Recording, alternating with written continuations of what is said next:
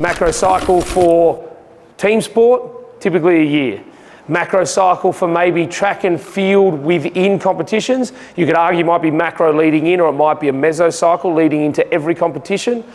Fighters, macrocycle will typically be every fight. So they might have a 3-month macrocycle building that fight, and then they reset and go again. So it really depends, but it is the broadest spectrum, the longest that you've planned for in that block training.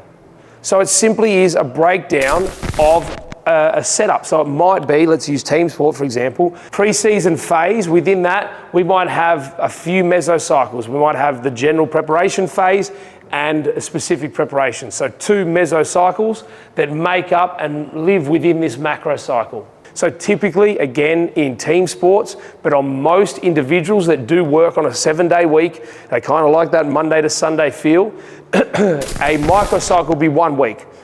Some people, like Olympic weightlifters and stuff, sometimes will work off like a 10-day microcycle, where it's sort of like a Monday through to the following Wednesday, and then it restarts on an odd day and it goes that way.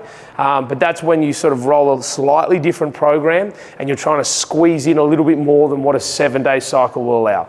99% of people live off a 7-day cycle. It's pretty easy, but it doesn't necessarily have to be the constraint. You don't have to have 7 days. You pick whatever's going to be best for you.